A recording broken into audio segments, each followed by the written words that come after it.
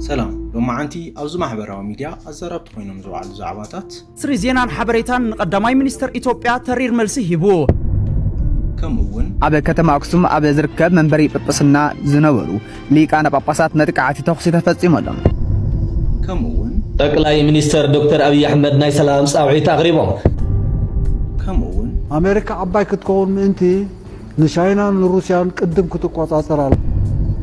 كمون سراويت جوجل حوحات أرم سبعة جبنن جملاوي قفعتات السودان مسد زفت معطوات الزرزر وشت تخاتيتهم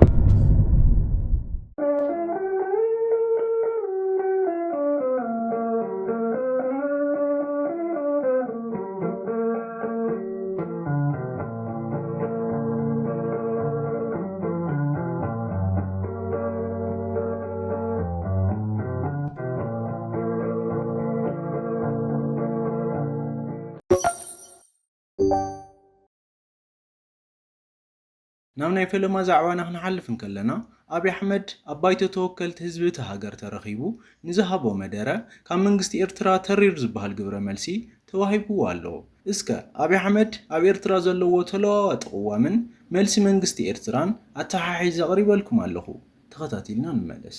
زندرو كإرترا جار تاركان بايون نورو من اللي فتن دميشل مجمت يسجل متركاتين يقل سبوش على مهونون መታረቃችን የህዝቦች መሆኑን ከኤርትራ መንግስት በላይ የኤርትራ ህዝብ በተግባር አሳይቶናል። በጣም ነው የምናመሰግነው የኤርትራ ህዝብና መንግስት ስላደረገው ነገር።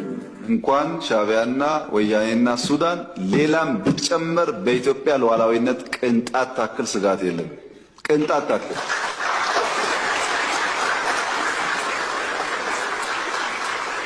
ያን ለመከላከል የሚያስችል ብቃት እየገነባን ያለነው ጊዜው ሲደርስ እንዳስፈላጊነቱ እንገልጻለን። እኛ ስጋት የለብንም። منستر يمانا أمجلتي تريت مفرح مثلال نحاسوت ورن مدنجارن كندي مسارحتات سرعات بالتقنا مخانم إزد ما نتسرعات نبعلو زفطرم وشت أويك لولاوات نمشفان لولاونت قربا بالتهاجرات نمجهسن زتك أمولو بالحات مخانو أجنزيبو أما ودعتا منستر يمانا من قستي إرتران لولاونت هاجرو أحلفو زهبلو وي بنحاسوت بروباغندا زرب بشلو كونتات كم زيل بمجلات نتينا يبوتهم كين استراتيجي أما ودعتا أبارونت كم زبكعات انكيقو نتاب تكرايز قبر زولو قدد وتدراو قلقالوت زوغزو أبونا نحن الحويسو قبل علي خلت باباسات علامة زجبرة فتنا قتلت تغيير له نتبها لي ركب اسكا اتزرزر سمعنا نملس ناي أبونا ناتنايل زربا أنا مسيوم يغريتات كل خنو بوزيديم قصلو قوامة يلم طريقة لهم صنعو كريم خلت مع سلسة مع تخنوا منها سبر زينم أبي كتم أقسم أبل علي منبري لك أنا باباسات ناي توكس متقعتن فتنا قتلتن تفصيم نابلوم ليت زوج حلا فرق ليتي أب كوابي شدشن فرقن أبي كتم أقسم أبي زركب منبري ببصنا زنورو ليك أنا باباسات نتقعتي توكسي تفصيم ودم اتمتقعتي نتوم قدد قفا بعل زوج جزو بصعامنا ناتنايلن صحافي منبر سلامة زخونو تسألمه ككايد لهم زقنين بصعامنا أرجعون إلى ما زجبر بمخانو عمل لا أتاكل العويد نجاتن قطعن فاتير اللهم كابتي بوتا زوصو حبريتات كم زردو نابلوم ليت لوجح فرق ليتي أمن بري باباسات استفزأم حيال تايت تخصي نايتي تجري بوليتيكا وصيتي تباهيل لهم أتي استتبكوسات إيه تمبطات أبزدك أسلوك لي عرض زعرف خوينو قبل عليه هوتهم عبي حدقان مبصح استجبر فتنا ولا كنت قنا نجر جن أبي هوتهم زبصح حدقا يكون موجوداتي يلن تباهيل لهم حبريتان قوسقواسن منستر مكلخال نابال السراويت استفلالي سلطناتات هيبالو اسكا زرزرت حبريتا سمعنا نملس الناشع صغير حدش تكنولوجي المهزون أبتت صباح أبزكهادولو زلووان مسي قارت معبالين مقعاز بغد صالي كتمهارن كتسلطنن أبزد ليلو اوان بمهلاونا بغمتن سلطنان تمرتن زي قارت مسرحي وات كوينلو اتلوم الزلو صباح كما حيشيو اتتصباح زلو دما دحر صباح بزرغغ من قدي كغلقليو سلازي دما أبع علتو مزغسات فلتتن حق الموجياي كزي زهب هيكونن كابزد الرخيب بمبكاسي دما حيلتات مكلخال إيرترا بحافشا مكونن حبريتان قوسقواسن منستر مكلخال دما بفلاي مسبقات سراويت أبست أساسرو نن بينهم عودتات بمدبن ككم أدلاينتون سلطنان تمرتن كهب زتسنها أبز حج إوان دما عغمي أبالات مرخبي بزوهان مالت ميديا كبن مبال أستاد سلست أوارح زوسده አመራኸቢ ብዙሃን ዘተኮረ ስልጠና በምስልሳል አመፈጸምታ አብጽሑ ይርከብ ቀዳማይ ሚኒስትር ኢትዮጵያ ዝኾነ አብይ አሕመድ ናመራራሓ ሕወሓት ናይ ሰላም ጻውዒት አቅሪቡ ኣሎ ናተባሃለ ይርከብ እስከ ሰሚዕና እንመለስ ጠቅላይ ሚኒስትር ዶክተር አብይ አሕመድ ናይ ሰላም ጻውዒት አቅሪቦም መጀመርያ ዘድልየና ሰላም ምትሕባርን ሓቢርካ ምስራሕን እዩ ኣብ ትግራይ ዳግማይ ኩናት ክውላዕ ልዕል ድሌት ዘለዎም ኣካላት ዋላ እኳ እንተሃለው ነገር ግን ኩናት ምዕነውን ትርፊ ዘይብሉን ምዃኑ ተረዲና እምቢ ኢልና ኢና ሕዚ እውን እንተኾነ ንሰላም ንግግርን ዘተን በርና ኣብ ማንም ግዜ ክፍቲ እዩ ናይ ባዕልና ጥቕሚ መስዋዕቲ ጌርና ዋላ ተጎዲእና ኣብ ትግራይ ዘላቒ ሰላም ዘብፅእ እንተኾይኑ ንሱ እዩ ዋና ድሌትና ዝበለ እቲ ጠቅላይ ሚኒስትር ባዕልና ንባዕልና ምጥላፍ ምውድዳቕ ንማንም ኣይጠቅምን ይኹን እምበር ንህዝቢ ትግራይ ትክክለኛ መፍትሒ ዘምጽእ ናይ ሕወሓት ኣመራርሓ ኣብ ወጣቶም እምነት ደርብዮም ንተተካኢ ትውልዲ ዕድል መሃብ ትጅምሩ እዩ ናይ ምድማር ዋና ዓላማ ናብ ናይ ኢትዮጵያ ከተማታት ዝረአ ናይ ልምዓትን ዕብየትን ኣብ ትግራይ እውን ተበጻሒ ኮይኑ ምርኣይ እዩ አምባሳደር አሜሪካ ኣብ ኢትዮጵያ ዝኾነ ኤርቪን ማሲንጋ ኣብ ዝሃቦ መደረ ጉዳይ ምዕራብ ትግራይ ብሰላም እምበር ብኹናት ኣይፍታሕን እዩ ዝብል ትርር ዝበለ መግለጺ ሂባሎ እስከ እቲ ዝርዝር ሰሚዕና እንመለስ ኩናት ዘሕሰብ እዩ አምባሳደር አሜሪካ ኣብ ኢትዮጵያ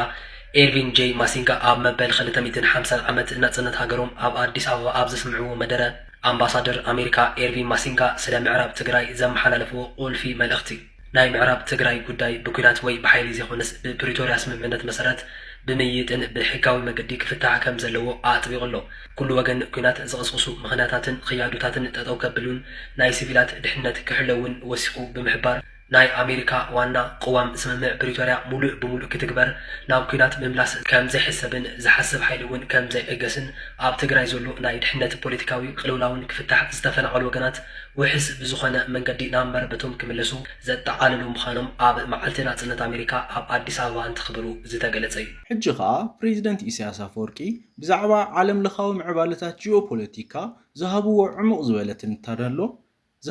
ዕሙቕ ዝበለ ትንታነሎ አንጊደኩም ክምለስ እዝን ይልካ ተዛረብ ተኽኢልኻ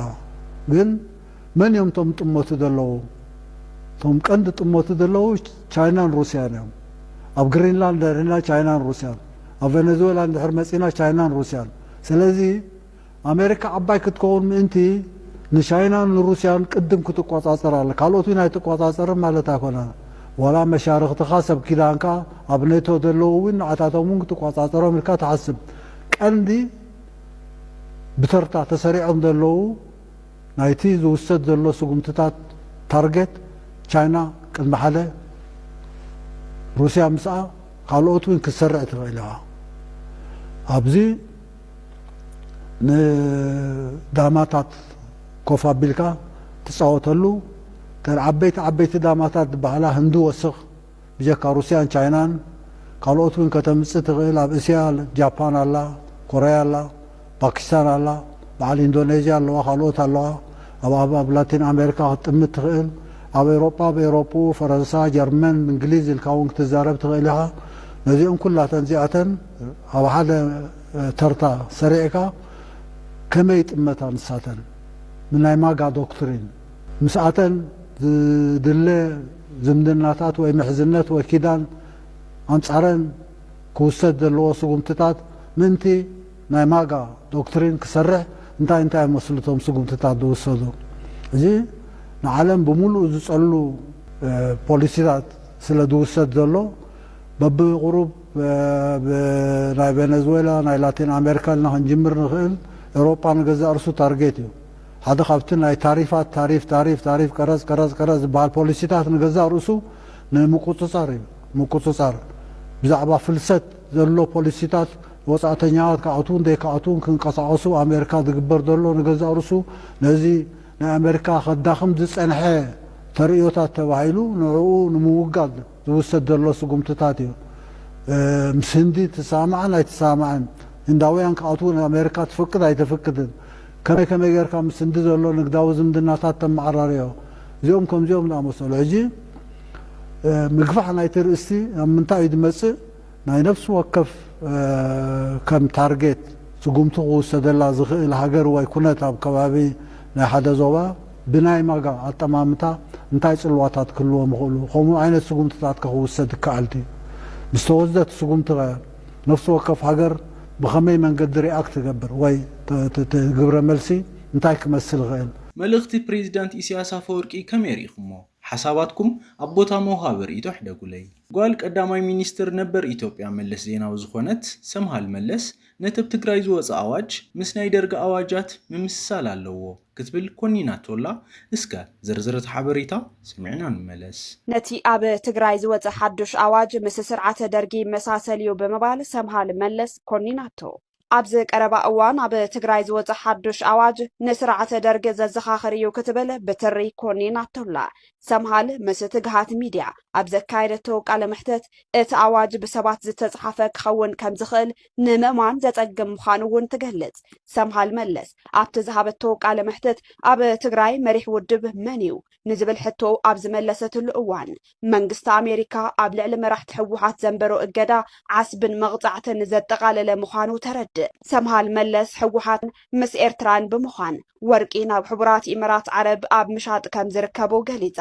ብሰንኪ ውግእ ዝዓነው መሰረተ ልምዓታት ዳግም ኣብ ምህናፅ ተጸመዱ ኣብ ክንዲ ምርኣይ ኣብ ንህዝቢ ዘይጠቅም ከንቱ ሓሸው ይርከቡ ምህላዎም እውን ትኹነን ኣብ መወዳእታ ትግራይ ካብ ዝኣትያቶ ዘላ ዓሚቕ ፀገምን ቅልውላውን ንምውፃእ ውዕሊ ፕሪቶርያ ብግቡእ ተግባራዊ ክኸውን ኣለዎ እዚ ድማ ኣብታ ክልል ግልፅን ተኣማንን ምርጫ ብምክያድ ሕጋዊ መንግስቲ ብምጥያሽ ጥራይ ክፍፀም ከም ዝኽእል ሰምሃል ኣስሚራትሉ ኣሜሪካ ንሰራዊት ሕወሓት ዝኾነ ኣርሚ 7 ገበንን ግፍዕታትን ሱዳን ምስ ዝፈጸሙ ዝርዝር ጉጅለ ዕጡቃት ምእታዋ ንብዙሓት መሰንበዲ ኮይኑ ውዒሉ ኣሎ እስከ እቲ ዝርዝር ሰሚዕና ይንመለስ ሰራዊት ጉጅለ ሕወሓት ኣርሚ 7 ገበንን ጅምላዊ ግፍዕታትን ሱዳን ምስ ዝፈጸሙ ዕጡቃት ዝርዝር ውሽጢ ተኻቲቶም ኣብ ቀርኒ ኣፍሪካ ሓድሽ ፖለቲካውን ዲፕሎማስያውን ምንቅስቓስ ዝፈጠረን ንብዙሓት ተዓዘብቲ ዘሰንበደን ዜና ካብ ዋሽንግተን ዲሲ ተሰሚዑ ኣሎ ቤት ምኽሪ ሰኔት ኣሜሪካ ንውግእ ሱዳን ፍታሕ ንምድላይን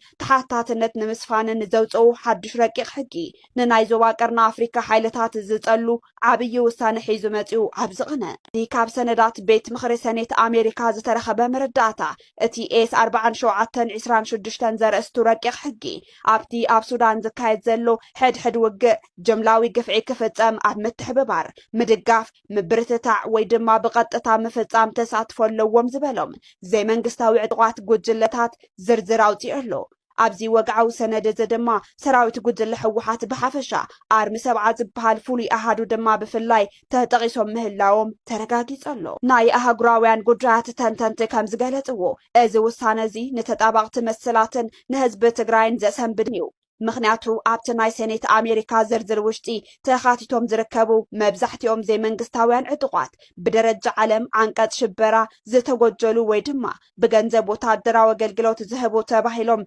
ዝፍለጡ ዓለም ለኸ ጉጅለታት እዮም ክብሉ ገሊጽዎም እቲ ረቂቕ ሕጊ ኤስ 4726 ብንጹር ከም ዘስፈሮ እቲ ኣርሚ 7 ዝበሃል ክፍለ ሰራዊትን ኣብ ውሽጢ ሱዳን ዝተፈጸሙ ናይ ጅምላዊ ግፍዕታት ምግሃስ ሰብኣዊ መሰላትን ዓመፃትን ብቐጥታ ኣብ መፈጻሚ ይኹን ንዝፍጽሙ ኣካላት ስንቅን ደገፍን ብምሃብ ተሓባበርቲ ኮይኖም ተረኺቦም እዮም ዝብል ከቢድ ክሲ እዩ ቀሪብሎም ዘሎ እቲ ኣብ ትግራይ ብሓይሊ ስልጣን ሒዘ ዝብል ዘሎ ስርዓት ንገንዘብ ክበሃል ደቂ ድኻ ተጋሩ ኣብ ዘይምልከቶም ኩናት እትይዎም ዝብሉ ክስታት ክልዓል ዝጸንሐ ኮይኑ ሎሙ ድማ በቲ ዓለም ለኸ ናይ ስለላ መሓውር ዘለዎ መንግስቲ ኣሜሪካ እዚ ስጉምቲ ክውሰድ ብሕጊ ምርቃቑ ከቢድ ተነፅሎ ካብ ማሕበረሰብ ዓለም ዘስዕብ ናይ ኣሸባሪ ተግባር ምዃኑ ኣነፂሮም ሕጂ ኸ ብዛዕባ ባንዴራ ኤርትራ ዝገልጽ መልእኽቲ ክንግደኩም በዚህ ሰብ ከም ናይ ብርጌድና ሓመድ ወይ ከም ናይ ተቃወምቲ ባንዴራ ይድራ ግን እዚ ግን ሓቅነቱ ኢንፎርሜሽን ስለዝሓተ እምበር ቀንዲ ተሓቂ እዛ ባንዴራ እዚኣ ንኹላህና ትምልከት እያ ማለት እዩ ኣብዚ ሕጂ ግዜ እዚ ግን መልክዕ ቀይራ ወይ ኢንፎርሜሽን ቀይራ ብናቶም መልክዕ ገይሮም ስለዚ ጥቆምና ደለው ዝበዝሕ ሰብ ርእሱ ከም ዜና ናይ ደቀርጻ ደሎ ማለት ስለዚ ዝበዝሑ ኣብዚ ግዜ እዚ ብዙሕ ሓበሬታታት ሓቂ እንዳመሰሉ ንሰብ የጋጊለው ማለት እዩ ንወስዶ ሓበሬታ ኩሉ ግዜ ሓቅነቱ ኣለሊና ክንወስድ ኣለና ማለት እዩ ጀነራል ፊሊጶስ ሎሙ ዘሕለፍዎ መልእኽቲ ኣብ ማሕበራዊ ሚድያ ኣዛራቢ ኮይኑ ውዒሉ ኣሎ እስከ ሙሉእ ትሕዝቶት መልእኽቲ ሰሚዕና ንመለስ ግዜ ኣነ እንታይ ድብል ንመንእሰይ ማለት መጻኢ ማለት እዩ መጻኢ ክበሃል ከሎ ከዓ ንመጻኢ ባይታ ዝፈጥር ንመጻኢ ዝድርዕ ነገራት ክሰርሕ ኣለዎ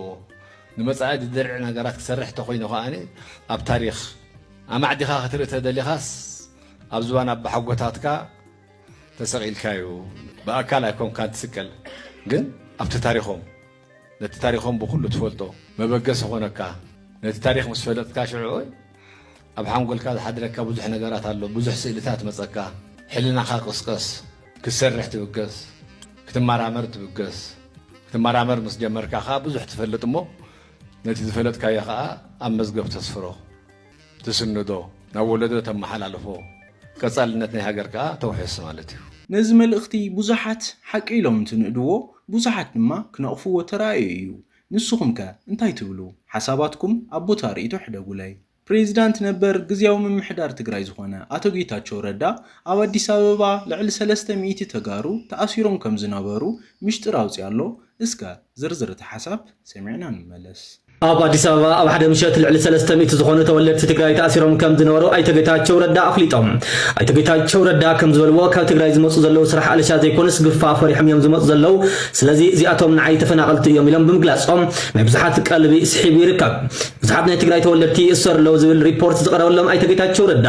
ኣብ ቀረባ እዋን ምስ ፌደራልን ናይ አዲስ አበባ ፖሊስን ድርብ ድሕሪ ምግባር ብዘይ ኣግባብ ተኣሲሮም ዝነበሩ ተፈናቀልቲ ከም ዝተፈትሑ ኣፍሊጦም እዮም ምስ ዝምልከቶም ኣካላት ክንጋነ ኢና ነገር ግን ኣብ ለሚ ኩራ ክፍለ ከተማ بحد مشت 300 ዝኾኑ ናይ ትግራይ ተወለድቲ ተኣሲሮም ነይሮም ካብቶም 300 እቶም 9 ሰባት በወንጀል ተጠርጢሮም ዘይተፈትሑ ዝተረፉ እንትኾኑ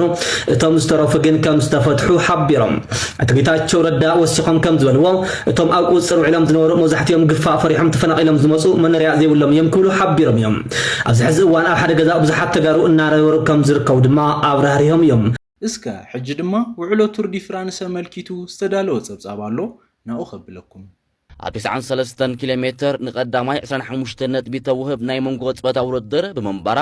ነዘን ነጥብታት ንምልቃም ኣቐዲሞም ምስ ቀዳመይቲ ጉጅለ ዝመለቑ ናይ ሸኳ ክኢላታት ውሕስ ቦታ ንምሓዝ ክሸባሸቡ ጀሚሮም ዴንማርካዊ ማድስ ፔደርሰን ከም ናይ ትማሊ ክረብ ሓሉ ቀዲሙ ቅፅበታ ውድድር እኳ እንተጀመረ መን ምስኡ ከም ዘሎ ግን ዝረስዕ ይመስል እቲ ነብሪ ጎልጎል ቢንያም ግርማይ ብተኣምራታዊ ምልክት ቅፅበታ ውድድር ንጉጅለ ሲዒሩ ቀዳማይ ኮይኑ ሕንፃት ብምርጋፅ ንቀዳማይ ዝወሃባ 25 ነጥቢ ጠቕሊሉ ወሲድወን ያስፐር ፊሊፕሰን 10 ማድስ ፔደርሰን 16 ነጥቢ ወሲዶም ዛጊት ኣብ ዝራብ ኣይ መድረኽ ኣውፂሩ ዝርከብ ቱር ደ ፍራንስ ቢንያም ግርማይ ኣብ ዝገበረን ክልተ ናይ መንጎ ቅፅበታ ውድድር ዛጊት ኣይተሳዕረን ቢንያም ግርማይ ኣብ ቀጻሊ ኣብ ዝህልዋ ናይ ዓቐብ መድረኻት ምስ ዝሃደመት ጉጅለ መሊቑ ንናይ ኢንተርሚድየት ውድድራት ምስ ዘዕወተለን ዳግማይ ቀጠልያ ማልያ ናይ ምዕዋብ ተኽእሉ ዝለዓለዩ ሓደ ካብ መራሕቲ ሰራዊት ሕወሓት ዝኾነ ጀነራል ማሾ በየነ እቲ መበገስ ኩናት ትግራይ ዝነበረ መጥቃዕቲ ሰራዊት ፌደራል ባዕሎም ከም ዝፈጸምዎ ዝኣመነሉ መደረ ብዙሕ እናተባሃለሉ ይርከብ እስከ ዝርዝር ተሓሳብ ሰሚዕና እንመለስ እቲ መበገስን ቀታልን ክኾን ዝኽእል ዝነበረ ሰሜን እዚ ኣቀዲምካ ተይቀደመካ ተይዓበጠካ ብውቃዕን ማለት ዘይነበሮ እዚ ሓይሊ እዚ ብወስን ፍሉይ ሓይሊ ምልሻል እዩ ተወቂዑ ሎማዓንቲ ኣዛረብቲ ኮይኖም ውዕሎም ዝበልክዎም ዛዕባታት እዚኦም ይመስሉ ነይሮም ነዛ መደብ ተፈቲኹማ ላይክ ምግባር ከይትርስዑ